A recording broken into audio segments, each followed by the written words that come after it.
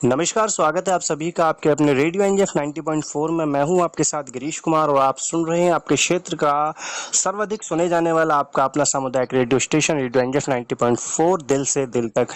आज हमारे साथ में भोजपुरी फिल्म जगत की एक ऐसी मशहूर अभिनेत्री अदाकारा मौजूद हैं जो अपनी पहली ही फिल्म से लोगों के दिलों में राज करती चली आ रही है। हमारे साथ में रानी चटर्जी जी बनी हुई हैं एकदम लाइव फोन के माध्यम से, फोन लाइन के माध्यम से। मैम बहुत बहुत स्वागत है आपका रेडियो एनजेफ 90.4 की फ्रिक्वेंसी पर।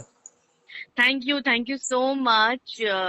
मुझे भी बहुत अच्छा लग रहा है दिल से दिल तक की बात करने के लिए। जी मैम, पहली ही फिल्म से स्टारडम मिला, पहली ही फिल्म से नाम, ये सारी पहचान जो है आपकी वो मिली।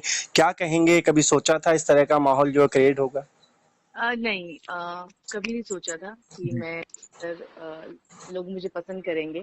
जी इनफैक्ट उस वक्त तो बिल्कुल भी नहीं सोचा था, क्योंकि उस वक्त मैं बिल्कुल भी एकदम स्कूल गर्ल थी। जी और मेरे लिए मतलब एक सपने जैसा ही था, समझ लीजिए। जी ये कह सकती हूँ कि हाँ, सपने पूरे होते हैं। जी जी। तो स्टार्टिंग मैम इसकी कहाँ से हुई, कैसे फिल्मों की तरफ आकर्षण हुआ? क्योंकि स्कूल लाइफ और फिल्मी दुनिया में तो बहुत फर्क है। जी, मैं स्कूल टाइम से ही काफी एक्टिव रही थी। जी। स्कूल में फंक्शंस में डांस करना, और डांस का बहुत ज्यादा शौक था, क्योंकि मैं माधुरी दीक्षित को बहुत पसंद करती थी। वाओ। अ, को देख के डांस सीखा, क्योंकि मेरी फैमिली इतनी रिच नहीं थी कि हम डांस क्लास जाते या सीखते। जी तो टीवी पर देख के ही सीखा। मेरी मॉम को भी इनफैक्ट पता नहीं था कि मैं डांस करती हूँ। जी तो एक फंक्शन था जिसमें काफी बड़े नामचीन लोग आने वाले थे, और मैंने वहां पर नाम लिखा दिया अपना कि मैं भी आज कंपटीशन में हिस्सा लूंगी। जी जब मेरा नाम अनाउंस हुआ तो मेरी मॉम तक खबर पहुंची कि अरे, तुम्हारी बेटी तो कंपटीशन में है। जी वो वो सिटीज के फंक्शंस होते हैं ना, एरियाज के फंक्शंस, कॉलोनी के फंक्शंस, जी उसमें। तो जब मैंने डांस शुरू किया तो मेरी मॉम आई, और मेरी मॉम को मालूम पड़ा कि हाँ, मैं डांस अच्छा खासा करती हूँ, और मैंने फर्स्ट प्राइज जीता वहां पे। जी तो उसके बाद फिर पढ़ाई में लग गई। शूटिंग देखने का बहुत शौक था, तो मेरे अंकल थे एक, जो प्रोडक्शन में थे। जी उनके साथ हमेशा शूटिंग देखने जाती थी। फिर वहां मेरी मुलाकात हुई। एक एक्टर हैं के गोस्वामी जी। जी उनसे मुलाकात हुई, और उनसे मुलाकात हुई मेरी एक एक टीवी शो आता था तभी, जी जिसमें मैंने चाइल्डहुड एक कैरेक्टर किया था, छोटा सा, बहुत छोटी थी मैं। जी चाइल्डिस्ट होते ना, चाइल्डिश एक्टर्स। जी बिल्कुल। तो मैंने 2 एपिसोड्स किए वहां। केके जी मिले, फिर केके जी से मिलने के बाद मेरा उनसे बातचीत होता रहता था। जी देन जब मैं 10th स्टैंडर्ड में पहुंची, तो केके जी का एक दिन कॉल आया घर पे, और वो कहा कि एक फिल्म बन रही है। जी तो मैं चाहता हूँ कि ये कोई इसमें सहेली का रोल करे। जी इसको शौक भी है, तो एक बार मिला देना डायरेक्टर से। तो जी मेरी मॉम ने कहा ठीक है। जी मेरी मॉम ने मुझे लेकर गई अजय सिन्हा जी के पास, और आई डोंट नो उन्होंने ऐसा क्या देखा होगा, मुझे नहीं पता। जी उन्होंने मुझे एज ए हीरोइन साइन कर लिया ससुरा बड़ा पैसा वाला में। जी।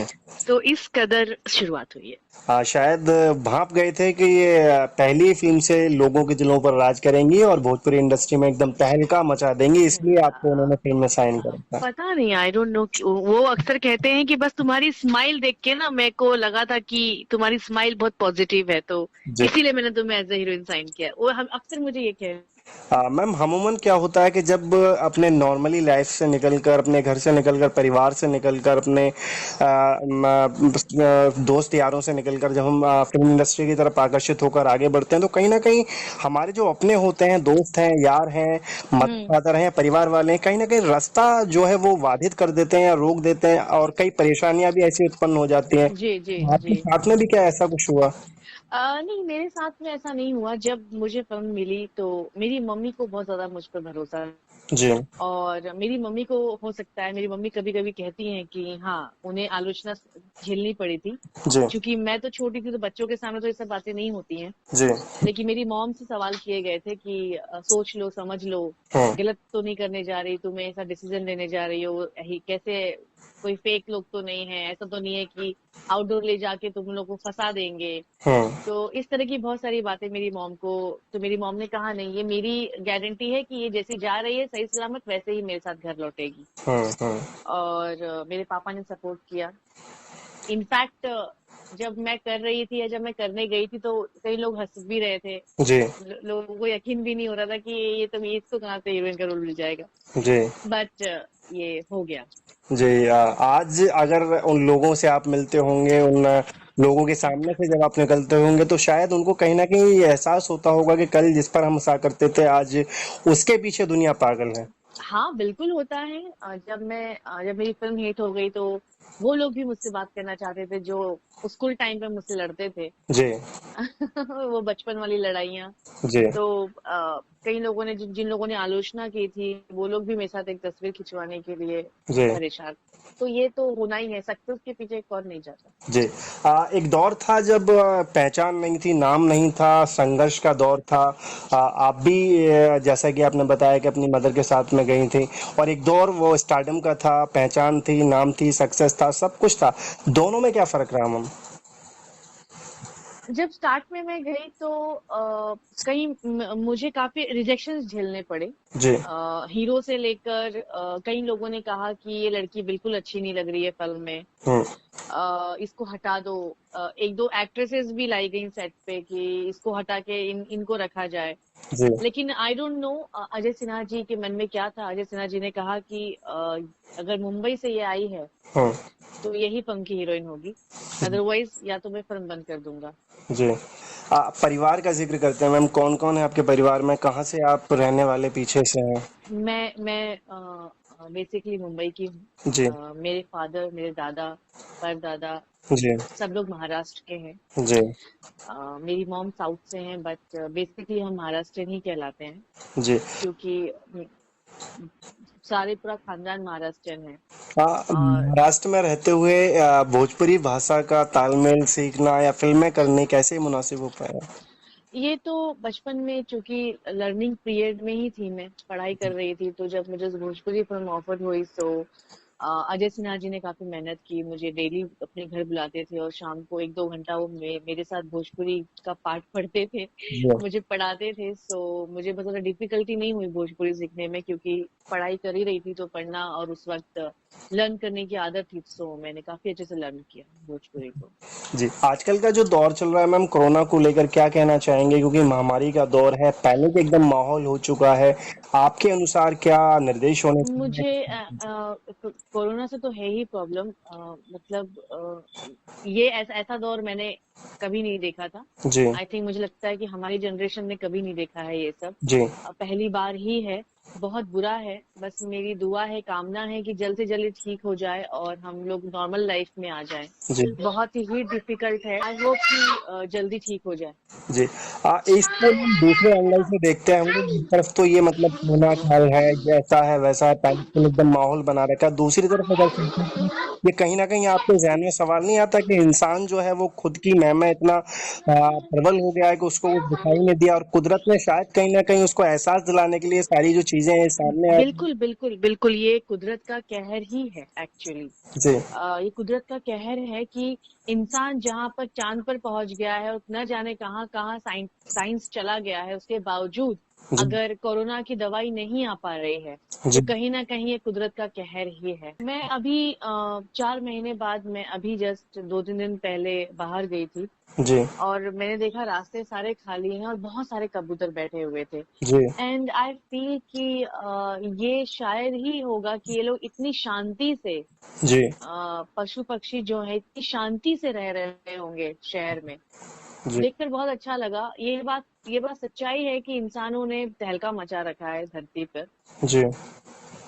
कोरोना कुदरत से हर किसी के साथ खिलवाड़ कर रहे हैं। जी, कोरोना वॉरियर्स के लिए मैम क्या कहना चाहेंगे, जो अपनी सेवाओं को इस आपदाकालीन स्थिति में भी बरकरार दे रहे हैं, जो हमारे पैरामिलिट्री फोर्सेस के उनको जवान हैं? उनको सैल्यूट है जी, जो अपने फर्ज को निभा रहे हैं। जी, वरना हर कोई बड़े से बड़ा आदमी भी इस वक्त अपने घर में बैठा हुआ है बंद करके दरवाजा। जी, उनको उनको सैल्यूट है। जी।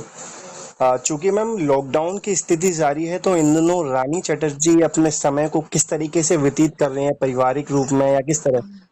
स्टार्टिंग में तो थोड़ा सा डिफिकल्ट हुआ मुझे। जी, 4-5 दिन के बाद बड़ा ही डिप्रेशन जैसा फील होने लगा था। जी बट अभी मुझे हैबिट हो गई है, सवेरे एक रूटीन सा बन गया है। मैंने इतने सालों में कभी भी घर के काम नहीं किए थे, जी लेकिन मैंने इस बीच कुकिंग की और घर की साफ सफाइयों में काफी मेरा रुझान रहा। जी।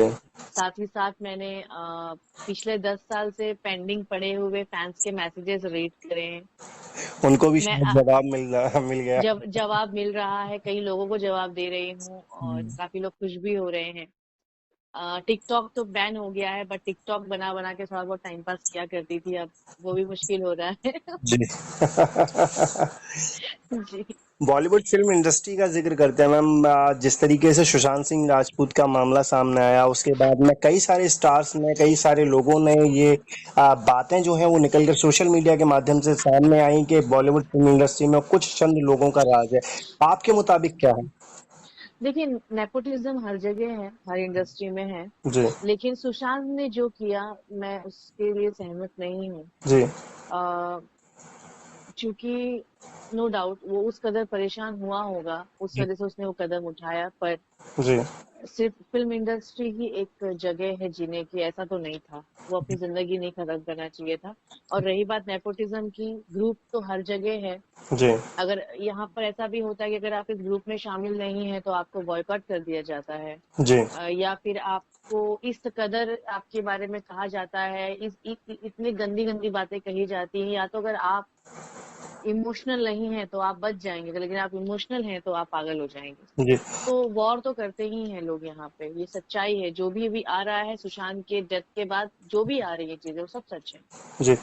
मैम, अगर ऐसा ही माहौल इंडस्ट्री का कायम रहा तो आज के जो युवा हैं जो जाना चाहते हैं फिल्म लाइन की ओर या बढ़ना चाहते हैं, करना चाहते हैं, कुछ अपने को आगे लेकर जाना चाहते हैं, उनके लिए एक बड़ा सवाल नहीं खड़ा हो जाता कहीं ना कहीं सारी चीजों को? बड़ा सवाल तो है ही, लेकिन मैं उन युवाओं के माता पिताओं से कहना चाहूंगी कि अगर आपका बच्चा ये सपना देखता है कि वो फिल्म इंडस्ट्री में आकर काम करे, जी तो मुझे समझ में नहीं आता माता पिता अकेले क्यों भेज देते हैं। जी मैं आज से समझ नहीं पाती हूँ, लड़कियों को भी अकेले भेज देते हैं, लड़के को भी अकेले भेज देते हैं। जी आप उनके शुरुआती दौर में कम से कम उनका साथ दीजिए, जी ताकि वो लोग सेटल हो सकें, जी क्योंकि शुरुआती दौर में ही ऐसी चीजें ज्यादातर आती हैं और सक्सेस होने के बाद भी आती हैं। तो माँ बाप क्यों अकेले छोड़ देते हैं, मुझे समझ नहीं आता। मुझे कहीं ना कहीं लगता है कि इसमें फैमिली का सपोर्ट होना बहुत जरूरी है। बहुत जरूरी है, बिल्कुल मैम, जी। आपने सही कहा कि जी, फैमिली का पारिवारिक सपोर्ट होना बहुत जरूरी है। और बहुत जरूरी है जी, ताकि बच्चा आपसे आपकी बातें शेयर कर सके, जी बता बिल्कुल। सके कि ये परेशानी है, मैं ऐसे सोच रहा हूँ, मैं ऐसे सोच रही हूँ। जी तो उनके दोस्त बनिए। मैंने लिखा भी था अपने फेसबुक पे, जी क्योंकि आजकल या टीन एजर्स भी सुसाइड कर रहे हैं। टीन एजर्स का मुझे समझ में नहीं आ रहा क्या प्रॉब्लम है। जी कहीं ना कहीं वो लोग अपने आप को अकेला महसूस करते हैं, जी अपनी बात नहीं कह पाते हैं, शायद इसलिए। जी। लंबा सफर है, काफी सारी फिल्में हो चुकी हैं, इस दौर की कुछ यादें जो मैम आप अपने फैंस के साथ में ताजा करना चाहें? आ, बहुत सारी यादें हैं। 17 साल हो गए इस इंडस्ट्री में। जी मैं इस इंडस्ट्री को ग्रो करते देखना चाहती हूँ। जी यादें बहुत सारी हैं, जी फैंस के साथ बहुत सारी अच्छी यादें हैं। जी आई थिंक बताने जाऊंगी तो खत्म ही नहीं जी। होंगी। कुछ आपकी चुनिंदा फिल्में जो आपके दिल के करीब हों? मेरे दिल के करीब मेरी हर फिल्म है, क्योंकि मैंने हर फिल्म पे बहुत मेहनत की है। बट मुझे जिन जिन फिल्मों के लिए अच्छे कॉम्प्लीमेंट्स मिलते हैं, लोग इज्जत देते हैं, जी उनमें से वन ऑफ द फेवरेट है मेरी नागिन एंड घरवाली बाहर वाली एंड मदर इंडिया। जी। इसके अतिरिक्त और कुछ जो मैम आप लिसनर्स से कहना चाहते हो? मैं लिसनर से यही कहना चाहूंगी कि दोस्तों, जिंदगी बहुत अच्छी है, एक ही बार मिलती है, इसे अच्छे से बिताइए, कभी हार मत मानिए और नेगेटिव न्यूज़ से थोड़ा सा दूर रहें। टीनेजर्स से मैं कहूंगी, और बड़ों से इतना कहना चाहूंगी कि प्लीज अपने बच्चे को समझें और इस दौर के बच्चों को समझना थोड़ा सा कोशिश कीजिए। थोड़ा मुश्किल है, लेकिन कोशिश जरूर कीजिए, क्योंकि आज की जनरेशन बहुत आगे है, तो उनके साथ तालमेल जरूर मिलाइए। जी बिल्कुल, बच्चों को समझना चाहिए, अकेला नहीं छोड़ना चाहिए, पारिवारिक सपोर्ट ही है जो हमें आगे लेकर चल। यस, यस, जब बड़ों का हाथ नहीं होगा सर पे तो अमूमन जो ख्याल हैं वो बदल ही जाते हैं। कहीं ना बिल्कुल, कहीं अकेला फील इंसान करने ही लगता है, लेकिन जब बुजुर्ग साथ होते हैं, परिवार साथ होता है तो कितनी मुश्किलें हो वो बिल्कुल, दिखते हैं। बिल्कुल। तो बहुत बहुत शुक्रिया मैम, आपने हमें समय दिया, रेडियो एनजीएफ 90 पॉइंट पर आप आए, अपने इतनी सारी बातें, थैंक यू। उसके लिए बहुत थैंक बहुत आपका शुक्रिया। तो ये थैंक यू हमारे गिरीश। साथ में रानी चटर्जी मैम, जो भोजपुरी फिल्म इंडस्ट्री की जानी मानी अदाकारा हैं, फिल्म अभिनेत्री हैं। इसी के साथ इस कड़ी में अभी के लिए फिलहाल इतना ही, मिलते हैं अगली कड़ी में फिर आपसे। अभी मुझे यानी अपने दोस्त गिरीश को दीजिए इजाजत, बने रहिए हमारे साथ और सुनते रहिए आपके क्षेत्र का सर्वश्रेष्ठ रेडियो स्टेशन रेडियो एनजीएफ 90.4, दिल से दिल तक। बहुत बहुत धन्यवाद मैम। Thank you Girish.